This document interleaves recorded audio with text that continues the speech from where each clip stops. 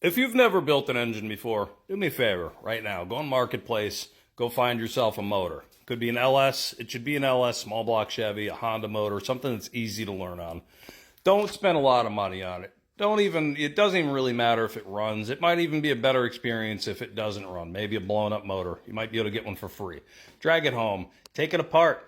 Figure out all the pieces that are in it. Learn what everything is. You can use Google image search to identify what something is that you take a picture of. You can look up how to do that online if you've never done it before. If the motor's in a little bit better condition, maybe it's got a spun rod bearing or something like that, that's a great place to start.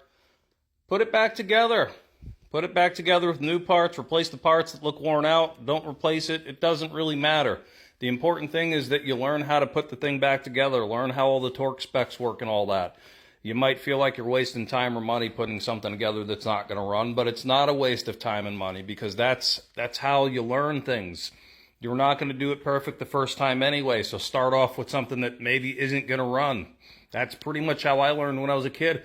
I took a 3800 V6 apart that had a hole in the side of the block, and I put it all back together. I torqued everything to spec with the old gaskets, and I felt pretty damn good. I'm like, well, this motor's never going to run. The first motor I built isn't going to run, but I built it, so let me try again with something else. A couple times later, I built that, and that thing runs great. It still runs great 15 years later, so you don't need to start off with expensive stuff either. Like these motors here, I built that all out of used parts that all looked like they were good enough. So that's the thing. It doesn't need to be brand new. You don't need to go to the machine shop, especially if you're just learning, you're just starting out. As long as it's not your main mode of transportation, which obviously this isn't, you can just learn, just have fun along the way. It doesn't need to be an expensive hobby. It doesn't need to be done perfectly.